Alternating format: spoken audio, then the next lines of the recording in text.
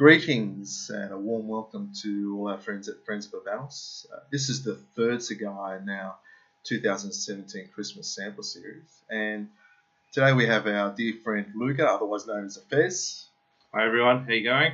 Luca, this cigar is a very different cigar from the first two that has been reviewed in the Christmas sample series. Do you want to share why it's a little bit different? It's a very mild cigar, the Epicure one. It's something that I think you could have at any time of the day, especially if you're relatively new to cigars. It's quite easygoing, and it was a very special cigar as well because it was part of the blind tasting for Havana Fon 2017. Yes. Unfortunately, I came very close to winning the blind tasting. I think I was one of the last four standing, but what knocked me out was that I thought it was a 2015 cigar. Rob said it was a 2016.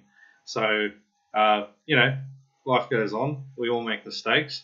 We're going to learn from them, and we're here now. So, but it was quite very good on the festival, on the Havana Fun Festival, even with a great backdrop of great people. It was a very consistent cigar, very nice. And for all our members that aren't familiar with what we mean by blind tasting, so Havanathon is held every 2 years in Brisbane, and our generous host El Presidente puts on a party as a thanks for his support from our members.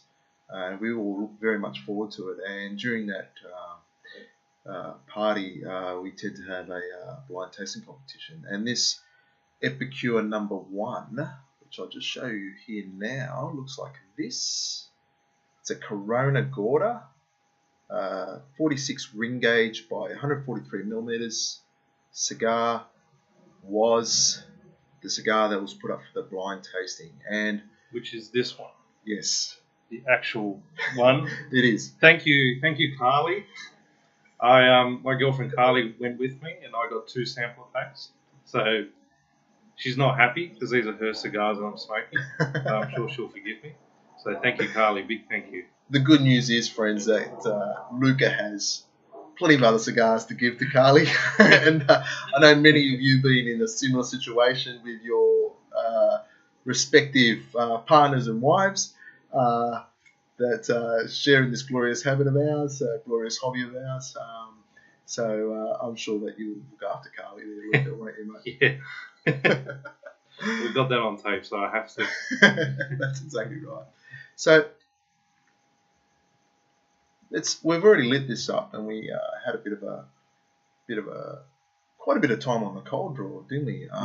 So what are your thoughts of this cigar so far, Luca? The cold draw was very, very nice. It was very surprising, actually. It had a very nice sweetness to it, which I really enjoyed. John, you said it. You said you never enjoyed cold draws this much, and we were actually really, really savouring that. Yes. So it was quite special. It was actually quite good, and the draw was perfect. Wasn't restricted in any way, so that was a real good plus as well. Yes. So I agree. The cold draw was it had a bit of flavour to it, Luca. I felt, and I was really, really enjoying it. I'm very much enjoying the cigar. As we said at the beginning of the video, it's a mild cigar. It's a cigar that you're going to reach for when you want something that's very light. When I reach for an Epicure one, I think of a cigar that tends to be woody, a little bit of cocoa, touch of cream. Just a slight touch. Just curious to ask your opinion of the cigar that we had at the blind tasting and the one you're having now, and even this one. I think one of the reasons why there was only 4 guys that were left standing is because it didn't seem that it was an obvious Hoyo de Monterrey Epicure number 1. What do you think about why? What's so different to the latest batch of HDM Epicure ones from previous years? It's just they're quite smooth. I've only smoked a couple of them. On the night, what really got me thinking about Hoyo and then onto the Epi one was I smoked a lot of number 2s. Yeah. and they tend to have a similar DNA to the Epi one, which kind of linked me there.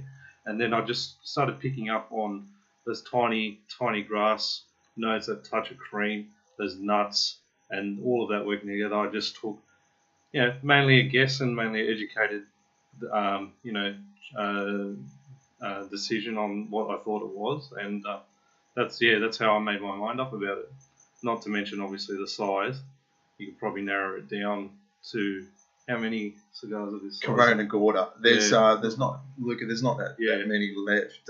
Unfortunately. Unfortunately. Yeah. I'd have to look it up, but we're going to pause the video and smoke a bit more through it and come back. But no, off the top of my head, I reckon there definitely wouldn't be more than 10 Corona Gordas. No, less than that. Yeah. Yeah. So what we're going to do is we're going to pause for the time being, and we're going to come back for part 2, smoke through the cigar, and let you know how it's going.